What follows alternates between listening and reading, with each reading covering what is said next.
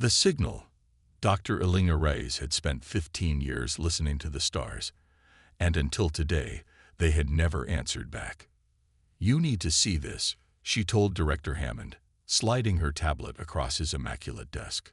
The array of numbers and waveform patterns meant nothing to him, but the intensity in her eyes conveyed everything. "Is it?" Hammond couldn't bring himself to finish the question. "Yes." Elena's voice was steady despite her racing heart. "It's artificial, structured, repeating, and definitely not from Earth." The Allen Radio Observatory had picked up the signal 3 days ago, a peculiar pattern emanating from a point near Alpha Centauri. Elena's team had worked around the clock, verifying, analyzing, eliminating every possible terrestrial explanation. "Who else knows?" Hammond asked, already reaching for his secure phone. "Just my core team. 5 people total." Elena reclaimed her tablet. "Sir, there's something else. The signal. It changes. It's responding to our observations." Hammond froze. "Explain." "When we directed additional receivers toward the source, the pattern shifted. It adapted, almost like they know we're listening." Hammond finished, his face pale. Within 12 hours, the International Space Agency's emergency protocols have been activated. Within 24, representatives from 37 nations were assembled in Geneva. Elena found herself at the center of a storm, explaining complex astrophysics to rooms full of military officers, politicians, and intelligence officials. "The signal contains mathematical sequences," she explained, standing before a wall of concerned faces. "Prime numbers, geometric ratios, basic physical constants. Then it progresses to what we believe are star charts, coordinates, and something that might be language." General Williams, representing the United States Joint Chiefs, leaned forward. "And you're certain this isn't some kind of elaborate hoax?" "We've eliminated all known terrestrial sources," Elena replied. "The signal originates from 4.3 light-years away. We're using every major radio telescope on the planet to track it. This is real, General." Dr. Takahashi, Japan's leading xenolinguist, raised his hand. "What about the coordinates? Have you determined their significance?" Elena nodded to her colleague, Dr. Marcus Chen, who brought up a new display. "They point to a location in interplanetary space, approximately 2.3 astronomical units from Earth, between the orbits of Mars and Jupiter." The room erupted in murmurs. "Are you suggesting," Chinese representative Dr. Lin asked, "that whoever sent this signal is already in our solar system?" "We don't know," Elena admitted, "but the coordinates change slightly with each transmission, moving gradually closer to Earth. Based on the rate of approach, whatever is sending the signal will reach Earth orbit in approximately 3 months." The International First Contact Response Committee was formed that day. Elena found herself appointed Chief Science Officer, working alongside military strategists, diplomacy experts, and communication specialists from around the world. For 6 weeks, they prepared. Space agencies repurposed satellites to search for the approaching vessel. Military forces worldwide were placed on high alert, and Elena's team worked feverishly to decode more of the alien message. "I think it's an invitation," she told Hammond during a late-night session. "There are repeated patterns that correspond to the coordinates, followed by what appears to be instructions for communication. You want to answer them," Hammond said. It wasn't a question. "Yes. We've developed a response using the same mathematical principles. Basic information about Earth, humanity, our understanding of science. Nothing that could be weaponized." Hammond sighed. "The Security Council is divided. Half want to extend the hand of friendship. The other half are preparing for war." "And which half are you on, Director?" Hammond's gaze drifted to the window, where stars glittered in the night sky. "I've spent my career looking for evidence we're not alone. Now that we've found it, I'm terrified." 2 days later, humanity sent its first deliberate message to an alien civilization. The response came within hours. A new signal, more complex, containing what appeared to be technical specifications. "They're telling us how to build something," Dr. Chen announced, analyzing the dense packets of information. "It appears to be a more sophisticated communication device." The world's leading technology firms were given the specifications. Working around the clock, they created what Alina's team had dubbed the Translator, a quantum communication device unlike anything humanity had built before. When activated, the device projected a holographic image of a being unlike anything Earth's biologists had theorized. Tall and sinuous, with reflective skin that shifted colors and 4 upper limbs that moved with fluid grace, the alien addressed them in a series of musical tones that the translator converted to words. "We are the Ardari," the translation read. "We come seeking exchange with promising species. Your world has been monitored and found worthy of contact. We will arrive at the designated coordinates in 27 of your days. Send representatives to meet us. Come unarmed. Come curious." The debate over whether to accept the invitation consumed governments worldwide. Would meeting the Ardari herald a new age of cosmic enlightenment or trigger humanity's extinction? "They're already here," Alina argued before the Security Council. "They've been watching us. If they wanted to harm us, why announce themselves? Why not simply attack? Perhaps they want to study us up close before deciding our fate," General Williams countered. "Or they need biological samples, or hostages. Or perhaps," Alina responded, "they're exactly what they claim to be, explorers seeking peaceful contact with another intelligent species." In the end, pragmatism won out. The Ardari were coming regardless of humanity's wishes. Better to meet them on agreed terms than to appear hostile or frightened. A team was assembled. 12 individuals representing Earth's major nations, disciplines, and cultures. Alina was selected to lead the scientific contingent. The military insisted on sending 4 Special Forces operatives, disguised as technical support. Their weapons, designed to be undetectable by known scanning technologies, violated the Come Unarmed directive, but no government was willing to send its people completely defenseless. The vessel constructed for the meeting was named Prometheus, a small maneuverable craft with Earth's most advanced propulsion systems. It wasn't designed for combat, but it could run if necessary. The night before launch, Alina couldn't sleep. She stood at her apartment window, looking up at stars rendered faint by city lights. "Are we making a mistake?" she asked Dr. Chen, who had become more than a colleague during their intense work together. "Possibly," he admitted, joining her at the window. "But the alternative is to hide and hope they go away. That's not who we are, Alina. Humanity has always reached out, explored, made contact, even when it was dangerous. Especially when it was dangerous," she amended with a small smile. "Get some sleep," Chen told her. "Tomorrow we make history." The launch went smoothly. Prometheus carried its 12 passengers out of Earth's gravity well and toward the coordinates provided by the Ardari. The journey would take 5 days, during which the team rehearsed first contact protocols and studied the accumulated data on their mysterious hosts. "Remember," Alina briefed them as they approached the meeting point, "we know almost nothing about their social structures, customs, or taboos. Watch for reactions. Move slowly. No sudden gestures. Follow my lead on technical matters. Ambassador Khoury's on diplomatic exchanges." Ambassador Khoury, a Lebanese diplomat with 30 years of experience in conflict zones, nodded gravely. "And if anything feels wrong, anything at all, we retreat. No heroics." The Ardari vessel appeared on their sensors when they were still 12 hours from the coordinates. It was massive, at least 2 kilometers in length, with an organic flowing design that defied conventional engineering principles. "My God," breathed Colonel Harris, the mission's security lead.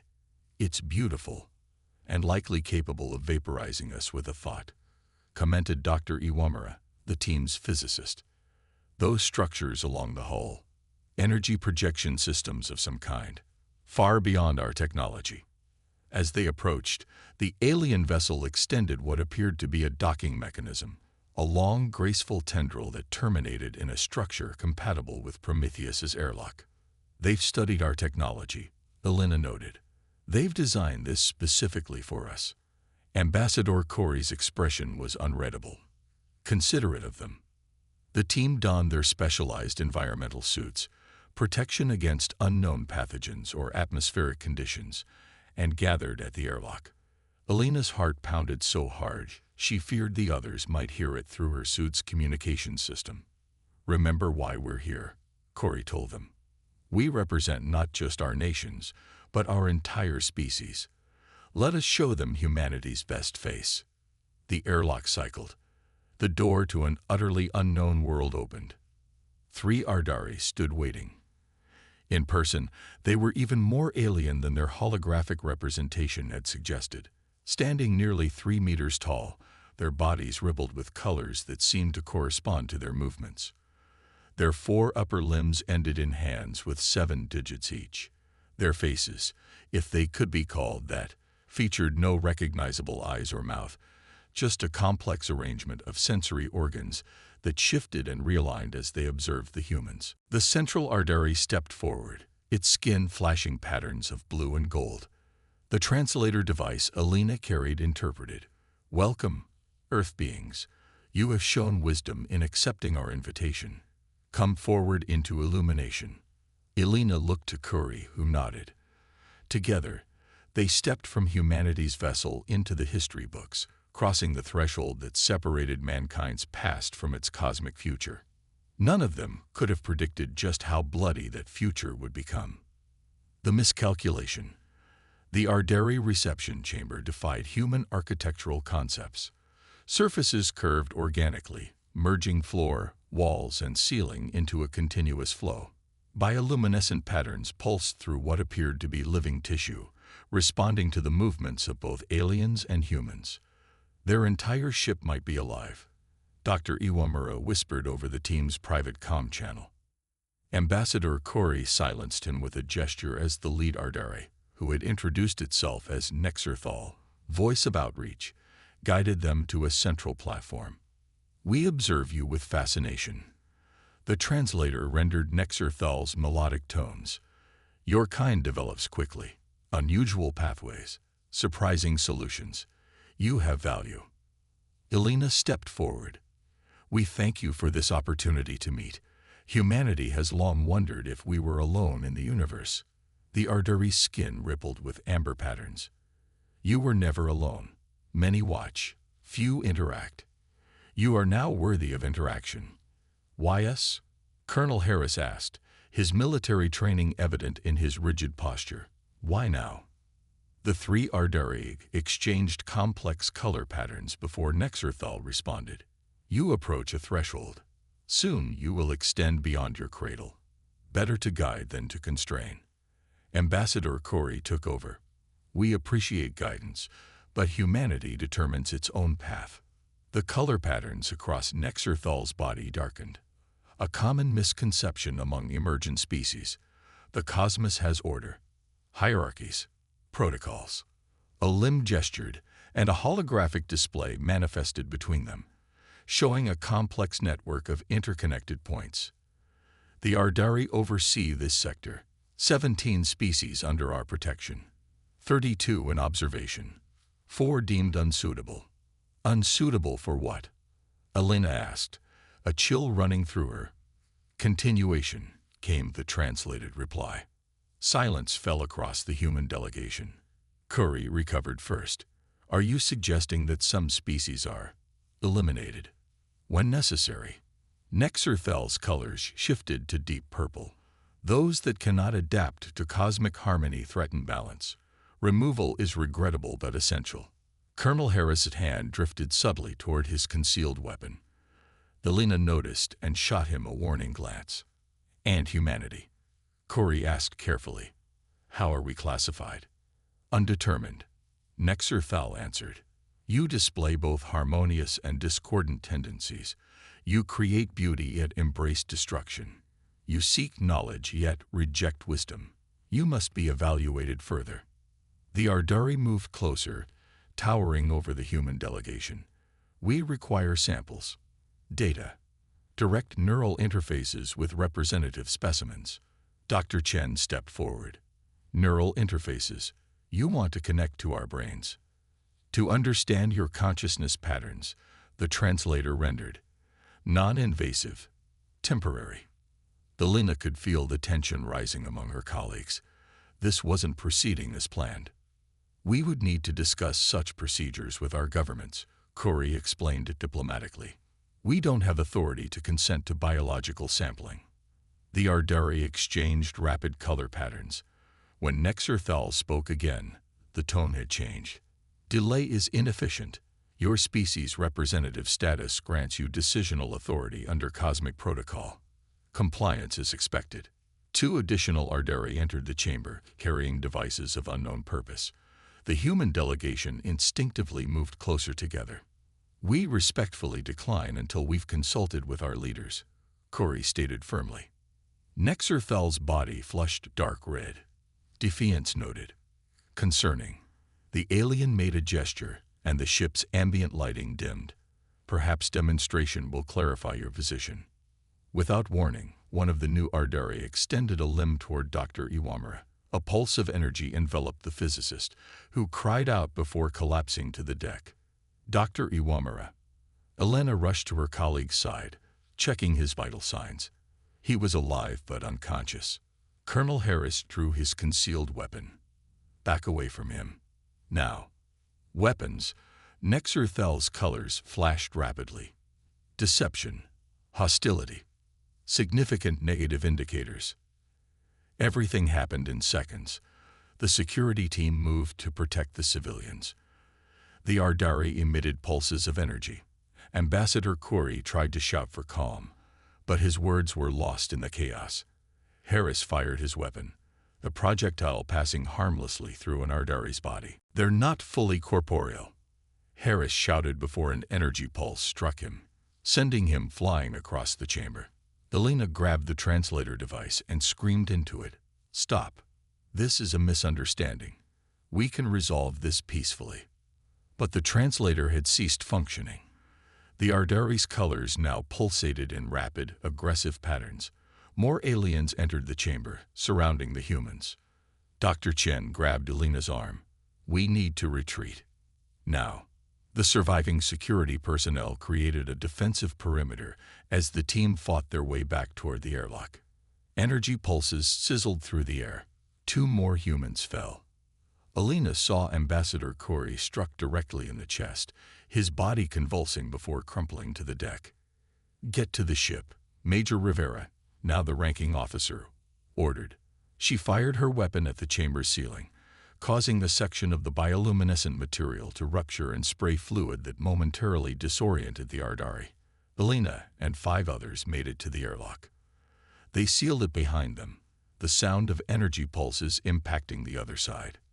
Disengage. Get us out of here, Rivera commanded once they were aboard Prometheus. The pilot tried to disengage from the Ardari vessel, but the alien docking mechanism had locked onto their airlock. They're keeping us here, the pilot reported, panic edging into his voice. Rivera assessed the situation with cold military efficiency. Options. The emergency separation charges, Elena suggested. We'll lose atmospheric integrity in the airlock section, but the main cabin will seal automatically. Rivera nodded. Do it. The explosive bolts detonated, tearing Prometheus free from the Ardari vessel. Warning alarms blared as the airlock depressurized. The pilot engaged engines at maximum thrust, putting distance between them and the massive alien ship. Any pursuit? Rivera demanded. Negative. The pilot responded, checking sensors. They're just watching us leave. Elena stared at the alien vessel diminishing on their view screen. 12 had gone aboard. 6 returned, and Ambassador Corey, humanity's voice, was among those lost. Send the emergency signal to Earth, Rivera ordered. Code Black. The journey back to Earth was tense and silent. They took turns keeping watch, fearing the Ardari might pursue them. But the alien vessel remained at the rendezvous point, motionless and silent. When they came within range of Earth communications, the full magnitude of what had occurred hit home. Their transmissions were met with horror and rage from world leaders. An unprovoked attack, the UN Secretary-General declared during an emergency session, an act of war against all humanity. Military forces worldwide mobilized. Space defense systems, previously theoretical, were rushed into development. The surviving members of the delegation were debriefed extensively, every detail of the encounter analyzed for tactical insights. Elena found herself working 20-hour days with a new team. Military strategists and weapons developers rather than linguists and diplomats. They have weaknesses, she explained during a Joint Chiefs briefing 2 weeks after their return. Their energy weapons are powerful but seem to require time to recharge. Their physical forms aren't entirely solid. Conventional weapons passed through them. But they responded to environmental disruption when Major Rivera damaged the ceiling. So they can be hurt, General Williams noted. Potentially, Elena confirmed. And their technology, while advanced, interfaces with human systems. They built a docking mechanism compatible with our ship. That suggests they've studied us, but also that they build their technology to be adaptable rather than completely alien. Dr. Chen, who had been quietly working with the engineering team, spoke up. We've been analyzing the data from Prometheus's sensors during the encounter. The Ardari ship emits a specific energy signature that might be targetable. And the translator device, while no longer functional, contains components that could help us understand their communication systems. How long before they reach Earth? The President asked. Based on their previous approach vector, 3 weeks, Elena answered. But they accelerated after the incident. Current estimates suggest 5 to 7 days. The room fell silent. We're not ready, someone murmured. Then we get ready, General Williams responded firmly. Dr. Reyes, you and your team have given us a starting point. We need more. Every weakness, every vulnerability, anything we can exploit. They think we're primitive, Elena said quietly. That's their weakness. They underestimate us. They expect submission, not resistance. For the next 72 hours, humanity prepared for war. Space agencies repurposed satellites into rudimentary defense platforms. Nuclear weapons were readied for potential space deployment, and a daring plan was formulated, one that relied on the Ardari's own arrogance. 4 days after Prometheus' return, long-range telescopes detected movement. The Ardari vessel had left the rendezvous point and was approaching Earth. They're broadcasting. The communications officer announced in the underground command center where Elena and the crisis team had established operations. The message appeared on their screens, translated using the algorithms developed from the original translator device. Your resistance is noted. Your deception condemned. Integration assessment revised to negative. Preparation for removal has commenced. Removal, General Williams repeated grimly, just as they mentioned before. Helena closed her eyes briefly. I should have seen it coming. They never intended peaceful contact. We were being evaluated for compatibility with their cosmic order. And we failed the test, Dr. Chen added. No, Elena corrected. We refused to take it on their terms. There's a difference. The Ardari ship entered lunar orbit 26 hours later. Earth's hastily assembled defense systems tracked its every movement. The plan was in place, but everything depended on timing, and on the Ardari behaving as expected. They did not disappoint. A smaller vessel detached from the main ship and descended toward Earth, heading directly for the United Nations headquarters in New York, a symbolic target that demonstrated the aliens' understanding of human political structures. They're sending a message, Elena observed from the command center, striking at the heart of our attempts at global unity. Then let's send one back, General Williams replied, giving the execution order.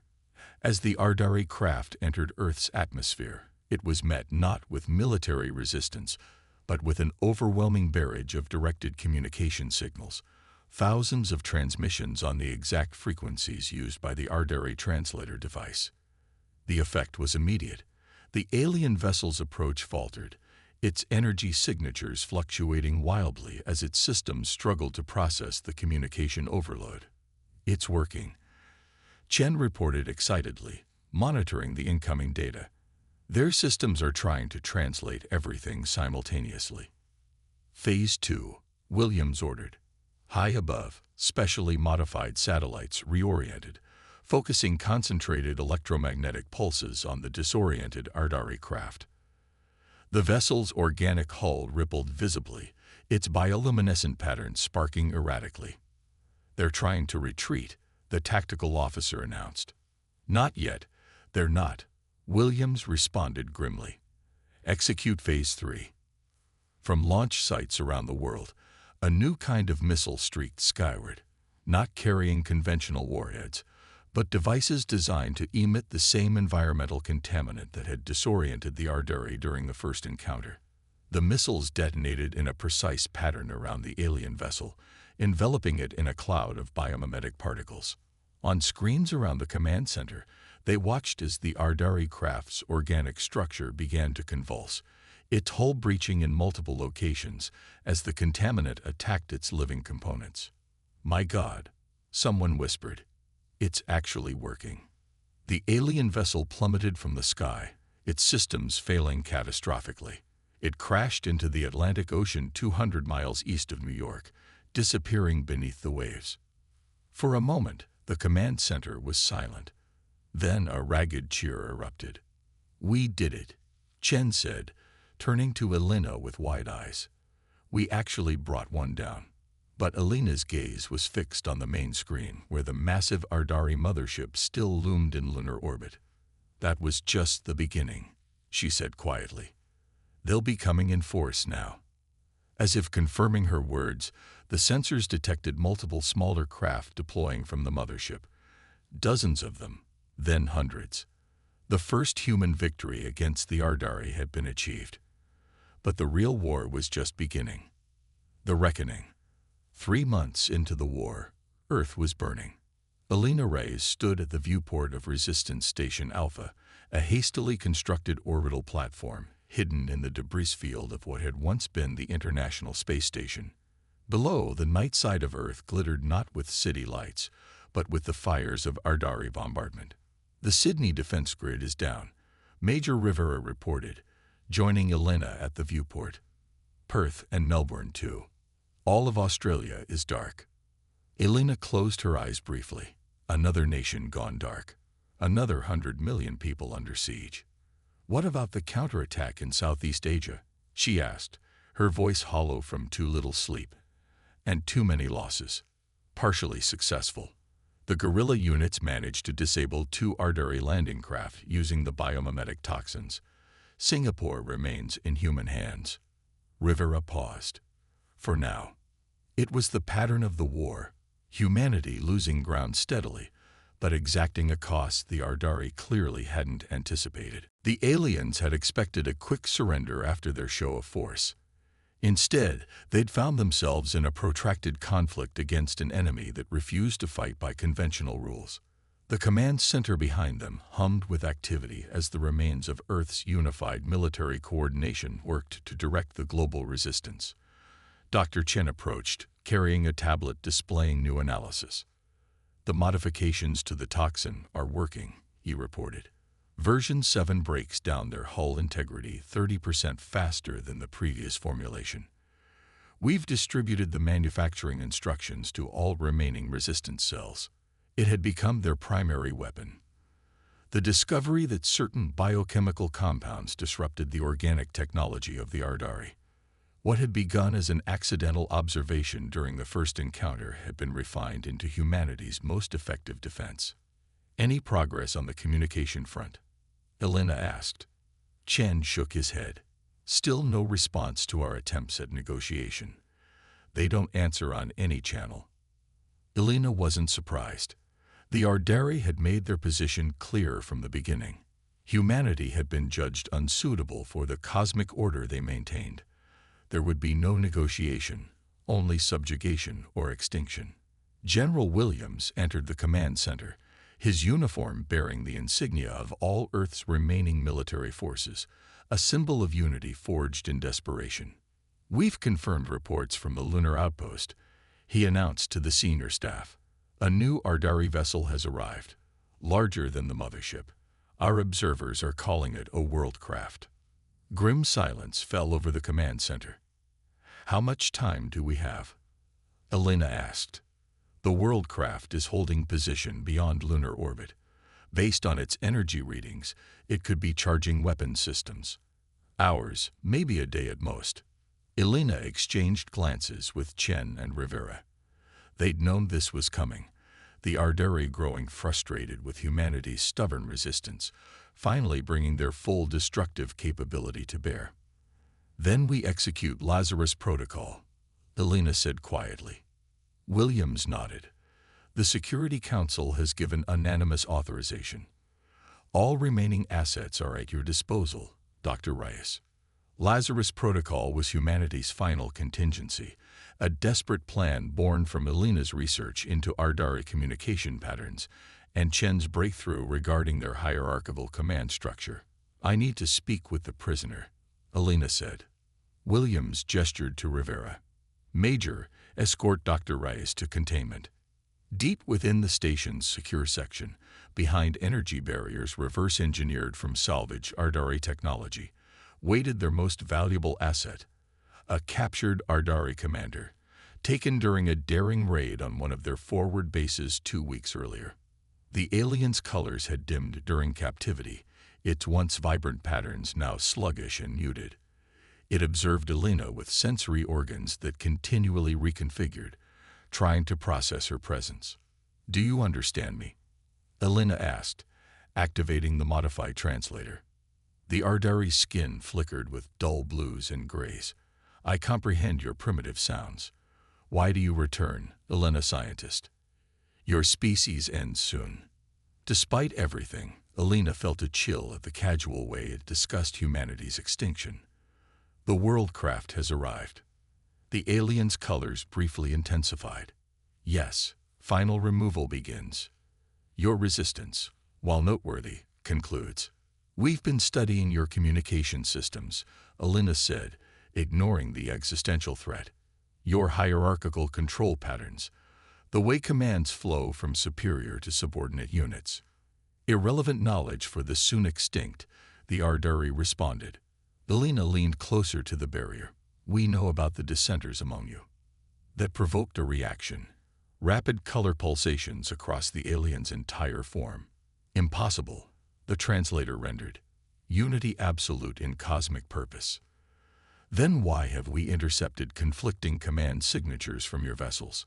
Why have some of your landing parties hesitated to execute direct orders? There's division in your ranks about this war."